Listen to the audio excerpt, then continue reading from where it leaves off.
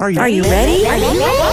Let's go! Don't you sometimes just want to talk about everything? You know, there's days when you can just talk about anything. Need to sit back and chat about nothing at all? Nothing But Julie, coming at you with fun and creative topics and interviews. Did you hear Julie's podcast? She's got the greatest topics. Come join the chat about everything, anything, and nothing. So unwind and tune in to Nothing But Julie. Great topics and cool interviews with some pretty awesome people. And now, without further delay, here's Nothing But Julie.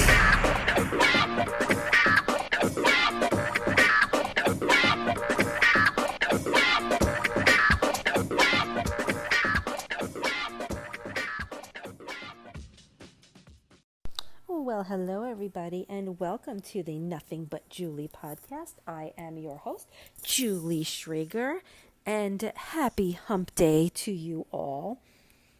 On Monday, October 4th, we all experienced an outage with Facebook, Instagram, and WhatsApp, and they are all owned by Facebook, aka Mark Zuckerberg.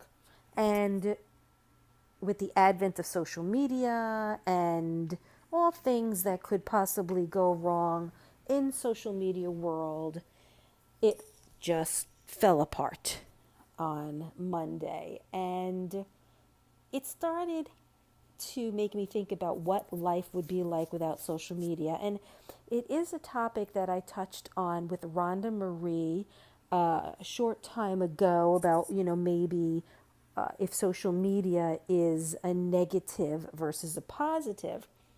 So it is with that I thought I was going to delay the podcast topic I had for today and talk about social media, and, maybe we all need a break from it. Now, for someone like myself, yes, I do use social media for personal reasons.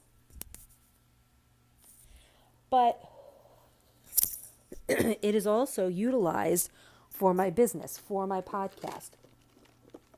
It is an extremely important tool, for me, for my podcast. I'm also on Facebook and Instagram because it really helps me to kind of keep in touch with things that are trending for me to discuss on my podcast, and it even has weekend events. As a matter of fact, I joined a Facebook group all about North Carolina, the North Carolina mountains, the Great Smoky Mountains, and the Blue Ridge Mountains, and I joined this group, which was probably the best thing for me to do because my husband and I are taking a trip, and I already have like a plethora of things that I would like to do. However, when I went on to this group, I just asked if anyone could recommend things. And the amount of people that not only made recommendations, which was it was amazing, but the information that I got was more information than what I had researched myself. And so because of that, I do like social media in that area. But with what happened yesterday, it was like, yesterday, in other words, Monday, it was like the world came to an abrupt stop. And so it started making me think, what would happen if we all actually took a break from social media? Even people such as myself, influencers who really depend on their business. Social media has become an important, almost integral part of many people's businesses. So, it's with that I thought it would be a great idea to talk about taking a break from social media. And I will tell you, this is kind of off the cuff and things that I myself have experienced with regard to social media. When I went on to Instagram on Monday, and I realized almost immediately that there was a major issue going on. I didn't panic. I was like, oh, I bet it's down. For it to be down almost the whole day, people were in a panic. those people who really, really depend on social media. For me, I do a very short podcast for Monday Mission, and I could not post anything on Instagram or Facebook about it. I was able to publish it, my podcast, but I was unable to advertise it. And I found myself going on social media more than I ever have, probably in a year. I went on a lot on Monday to keep checking to see if it was up so I could advertise my podcast. And I started realizing, like, oh my God, what am I doing?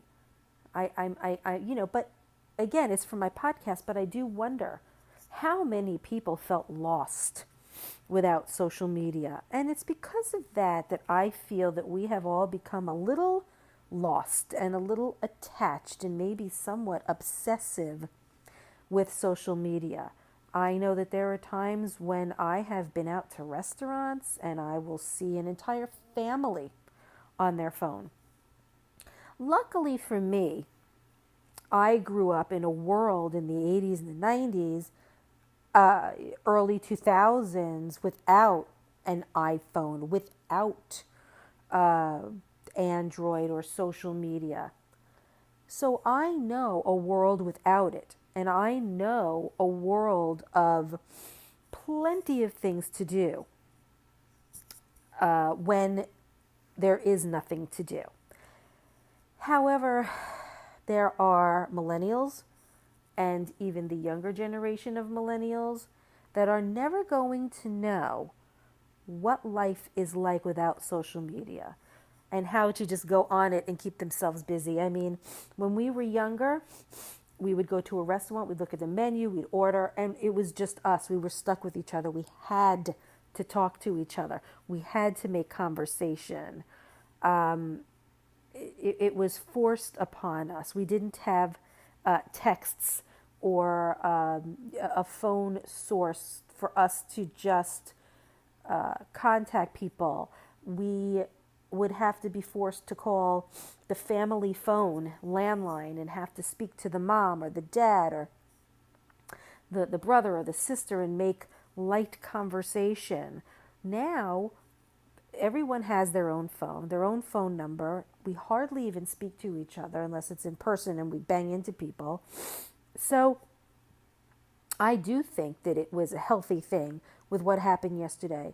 It brought everyone kind of back to the basics. Now, many panicked and many were like, okay, this is not the end of the world. So how can you take a break from social media? And why is it important? Well, I believe it's extremely important to take a break from social media, get back to what life is like without holding a phone in your hand or going onto your computer or your iPad, whatever it may be. I know that there are studies that have shown that when you spend a lot of time online, it actually causes more stress, more anxiety, and even depression.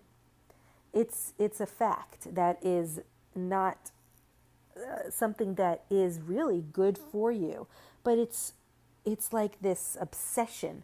You can't stray from it. Taking a break from social media is going to help decrease the emotional and mental stress that a person can get from social media. Perhaps setting a time limit, which is something I did with my son when he was younger, before even Facebook came into play and Instagram. I mean, that was not, my son is 25. And so I think only the last 12, 13 years, that form of social media has been around. And so I don't know how much he remembers, but I do know that when he did get older, I would set a limit on how long he could be on his phone or on his computer, whether it was social media, texting, phone calls. I just did not want him to always have a screen in front of him. unless it pertained to education or, schoolwork, homework. And I don't think that there's really even a set amount of time that someone needs to be on or off it. I think it's very individual. I think that notifications should be turned off. I think that it is extraordinarily important to prioritize your own self-care with other activities. I bring up my son, but I can bring myself up too. What did I do back in the day? I mean, I hung out with friends. We played with each other. Well, if we're going to talk about more into like teenage years, with girls would get together. We'd go to the mall. We'd go to parties. We'd do this. We'd do that. We would figure out what we could do. Maybe go to the movies, go to a party. But here, in today's world, it's all about sometimes just relying on social media to run your life. Meanwhile, there are plenty of other activities that can be enjoyed besides social media. I also believe taking a break is extremely essential to mental health, regardless of what it could be. Online bullying, for one thing, mocking, for those that might be younger, even a little older, to today's news and being constantly reminded of all the bad things that are going on in this world. We're reminded more of bad than good. I know that social media is constantly wrapping its arms around everything and anything. And so we are super heightened by all of these things that are around us. I really believe that, there's no secret that we are in a social media frenzy, and it's pretty much out of control. I mean, I was bombarded with notifications yesterday on my phone about Facebook, Insta, WhatsApp being down, and it's still down, and it's still down, and what do you think? And what are the conspiracy theories? And I don't get a lot of notifications anymore because it would make me crazy. I had to literally shut down my notifications because it was all about social media being down. Who cares? I mean, really? I know, like I said earlier in this podcast, that there are many people who rely on social media not because it's an addictive thing, it's because it's their lifestyle, such as influencers. That I understand. But what about the fact that even still, even with it being a job, that social media cannot just lead to depression, but what about low self-esteem? And what about a body image issue? What about social isolation? I mean, the list just can go on and on and on, and I believe that social media definitely can perpetuate all of these self-harm behaviors. But now let me just go on the flip side for a minute. There is a lot of truth to the fact that social media can be a positive thing. It can bring people together. I know that I have connected to many, many people who I graduated high school with or that I was friends with when I was younger. Yes, it can help you meet new friends. It's not entirely negative, but I'm not trying to make it out to be negative. I'm trying to just say, I think that we all need to take a break from it. Not wake up in the morning, go straight onto your phone, and have it in your hand the whole day until you go to bed at night. That's what I mean. Taking a bit of a break, giving yourself breaks during the day so that you can not be so reliant upon it. Because I know that social media, can be a distraction from a distraction. We're always comparing ourselves through social media, looking at some stranger or some person you, let's say, graduated high school with, but you're not friends with. And we're constantly comparing ourselves to what we see on social media. And then we start to develop a fear of missing out, because maybe our lives are not as adventurous or fulfilling. And some of those images that you see on social media are definitely true, but many of them are not. You can see a picture of people on a yacht, a family who went to celebrate someone's birthday, and you see the whole family and they're all wearing the same colors, and you could tell that this is a very expensive birthday.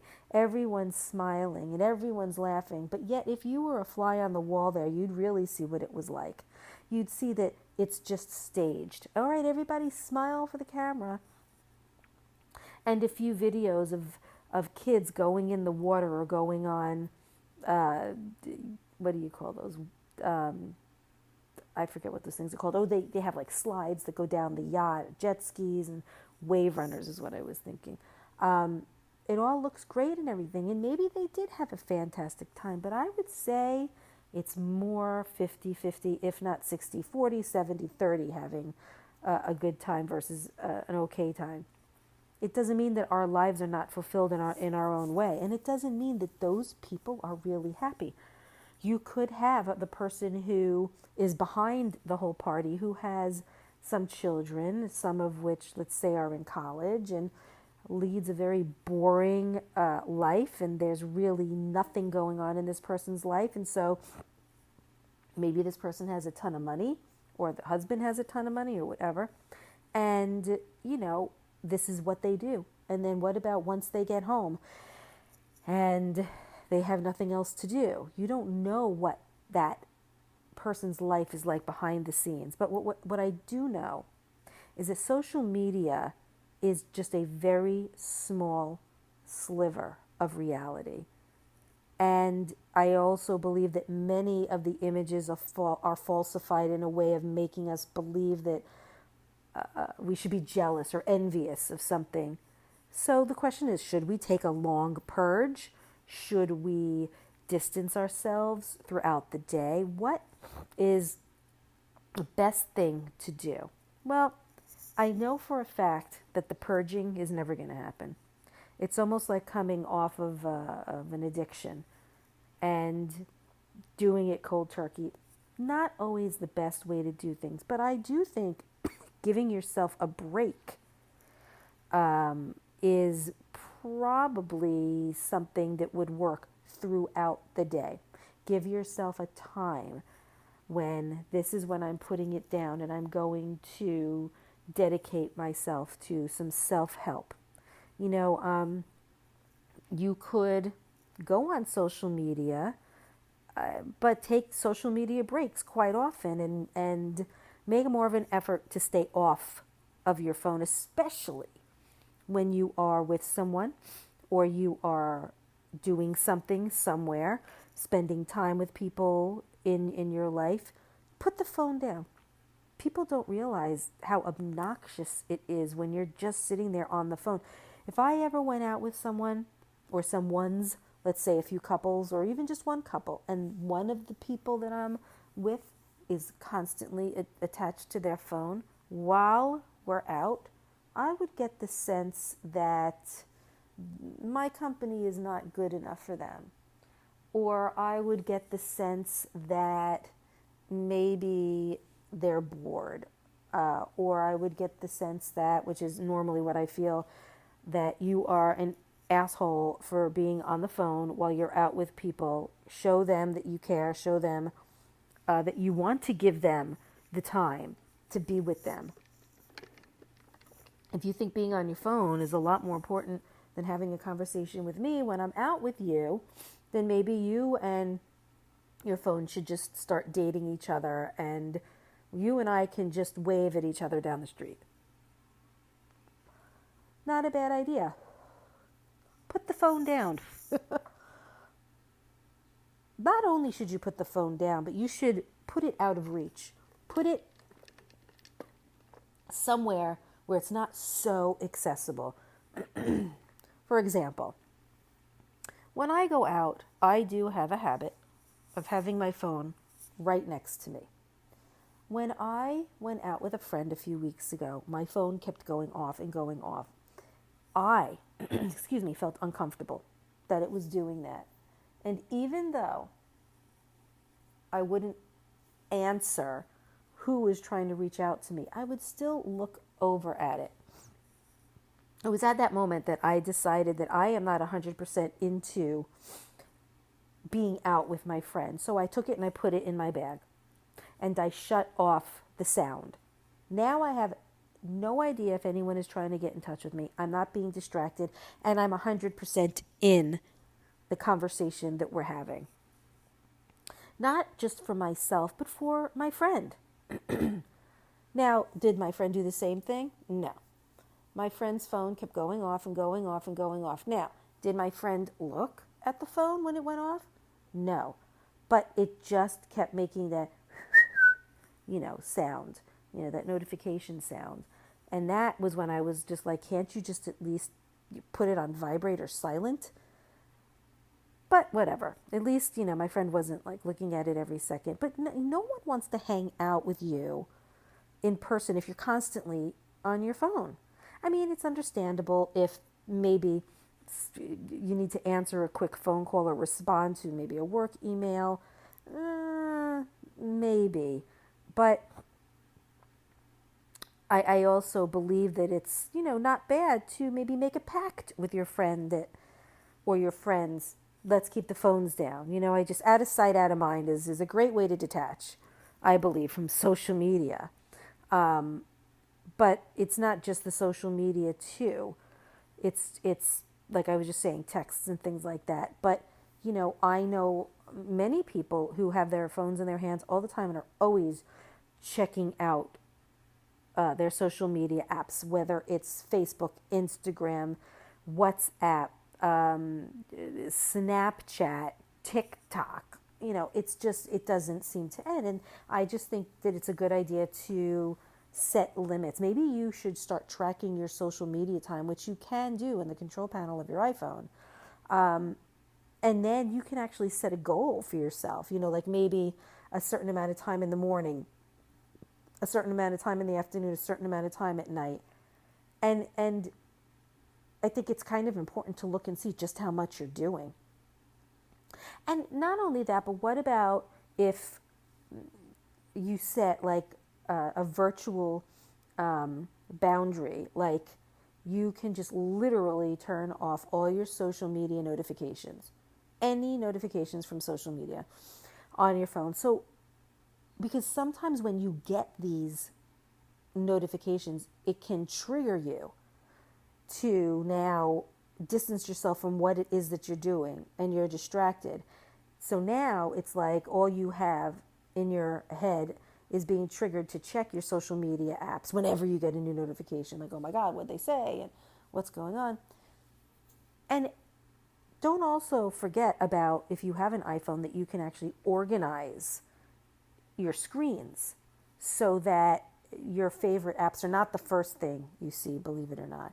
This way, it can kind of distract or minimize temptation from seeing these apps and notifications on there. And there's so many other things that you can do to help reduce going on to these social media apps. Like, I don't know, you can have a day or two where you just don't check social media. And I know it's like, oh, what are you talking about? But maybe once a week, you just literally do not engage in social media. It's hard to figure doing something like that when you're so attached to social media. However, I also believe that once you do it, you realize that it's really not that hard to do. Then what about just deleting social media apps from your phone? I mean, honestly, it lets you live in the moment when you're doing whatever it is that you're doing and you feel this urge to have to check your phone. This way, it's like you've disengaged yourself from it. it's okay. You don't need to know whose birthday it is on Facebook. You know, what if you see that someone's birthday is today, and instead of writing on their wall on Facebook, what about, oh, I don't know, you call them. You know, I mean, there's so many things that we can do. I think that social media is not only good for your mental health, but honestly, I think it's good for your physical health. What do you mean? Because most of the time when you're checking on social media, you're sitting down, and then you can stay sitting down longer. One more minute, one more minute. The next thing you know, you've been inactive for 3 or 4 hours because you've been on social media. So why not just break up with social media for a while? For a while. I don't think that like a digital detox is a bad thing. It also provides reflection. You know, we can enhance our lives through experiences in the real world, and taking the time to get in touch with who we are, with our feelings, you know. And like I said before, it helps you to connect with people on a more one-on-one, like face-to-face thing. I know for me, going out with friends, it makes me, it fulfills me in a way. Why? Not just because I was able to talk and laugh and drink a little bit or have a glass of wine. It allows me to hear and to see and to touch and to smell. You know, these are all primal components of our bodies to live a full life. I think that the happiest people are those who do not engage in social media. It also makes you more mindful, so you're more aware of your feelings. You're more present in the moment. Again, like I said before, you're often more sedentary when you're online on your social media apps, and this way you're getting up, you're moving. I think it's a great way to start observing things that you don't normally observe, like a nature walk, going on a hike maybe. And you know, you can really start to learn more about yourself when you disconnect from social media. And it's also like a domino effect. You get up, you get out. So you're now exercising, and now you have your endorphins that are making you more happy. And in turn, you're not feeling anxious or depressed by looking at other people's feed or seeing the bad things that are going on in the world. It's making you a more fulfilled, happier person. And now guess what? Maybe some of the problems that you've had for, let's say, sleeping problems, it can really help because you're not anxious. You're not thinking about that one post that's going to keep bothering you. You're not thinking about, I got to wake up tomorrow and see what everyone says. And you're just more fulfilled. Now, I said earlier I do rely on social media for advertising my podcast, but those of you who know of me and my podcast already know I exist. So you don't need to even go onto social media. You could just go onto Spotify or iTunes or Google Podcasts or wherever you listen to podcasts, and know that I'm still going to be there and you can listen. You don't need to see the advertisement. I think that it's an all-around healthier and better thing for most of us to do this, like social media detox. I think that starting off small, is probably the best way to go. On Google, it says that a social media detox is a conscious elimination of social media use and consumption for a set period of time. Generally, most media detoxes are 30 days, but some do 7 days or even a year-long social media detox. So a lot of people say, how do I take a break from social media? How do you do it? Well, I did mention a few things already. You know, you can even make it a New Year's resolution. Do you know what I mean? It's kind of like when people make a New Year's resolution that they're going to lose weight. And the gyms are so full for the first few months after New Year's, and then they see a decline. But with social media, it could be kind of the same thing. But instead of getting past a few months of not being on social media and needing to start it back up again, you'll find that you don't really need that. You don't really need that social media in your life anymore. I think that social media has become so intense with younger people that it's become a detriment to their lives with regard to mental health. I don't think that it's always a good thing. I believe that if you can find what works for you, then I think that you're on the road to recovery. The question is, how are you going to do it? How are you going to cleanse yourself, from social media, detox? It doesn't have to be done in a fast way. It could be done slowly. There's nothing wrong with that. We're in a world where we go on live Facebooks and live Instagrams, and when we go to brush our teeth, we bring our phones with us everywhere. I think that because I grew up in a pre-technology world, it's easier for me than others to just let it go. And it's also very easy to just delete some apps, to delete your friends, to delete yourself. And I know of some people who have literally stepped away from social media temporarily, just on a temporary basis. And the question is, where did they go from there? How did they fare when they deleted their social media? Well, I was doing a little research and I was on self.com, and many of them said it helped them to sleep better, that it helped to reprioritize more personal forms of interaction, like I was saying before, in-person interaction, or even talking on the phone interaction, or even doing FaceTime. You can definitely start relaxing more. Not at the beginning, because you're going to be obsessing about what did I not see, what did I not hear. But once you start to do it, you realize how unimportant it really was. And I'm not even saying that you need to get off of social media permanently. Just talking about taking a break, giving yourself a break throughout the day or even throughout the week. And I had spoken earlier about people don't want to take a break because of their fear of missing out, because of FOMO.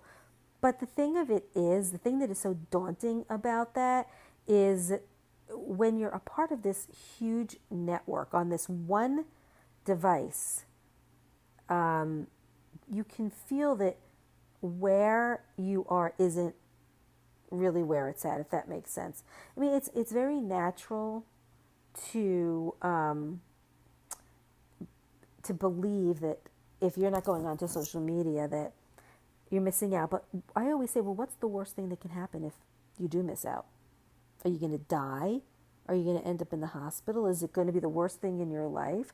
I mean, I think it can kind of go both ways. If you worry that you're going to miss a close friend of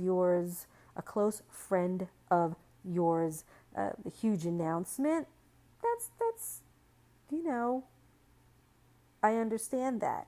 But if it's just to go on, just to be on, I don't know. That gets to be a little too much. And maybe so many people wouldn't have freaked out on Monday with 3 apps going down at the same time if they had already exercised their brain in taking a break.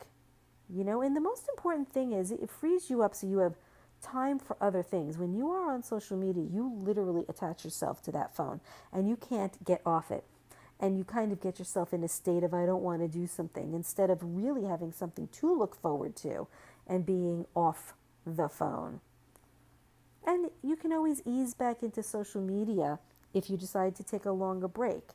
So I don't think that there's a reason to literally give up social media altogether. I do think, though, you have other options for making your life a priority over social media. So it's with that I wanted to do this quick topic today. We're going to be okay without social media. But being on it every day might not be essential if it doesn't really pertain to your life, if it's just being on and you're scrolling through. For me, I don't go on very often. I mostly use it as a vehicle for maybe posting once every now and then now on my personal Facebook page and also for my podcast. But it's not how it used to be, when it all came out and it was thrilling, and it was then iPhone that came out next. So it made everything so accessible.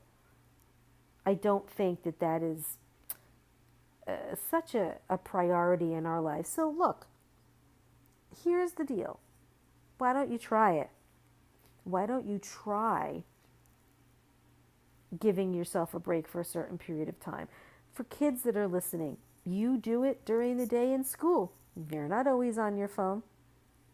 You do it when you're getting close to being tired or watching a movie or with a boyfriend or girlfriend sometimes. See if you can do it a little longer and see what happens, because you will start realizing what people such as myself who are Gen X grew up with. I am able to function without social media because I've known a life without it. And I've known how to occupy my time and how to do the things I enjoy without it. Try it. You might like it. Thanks for joining me, and happy hump day, everybody.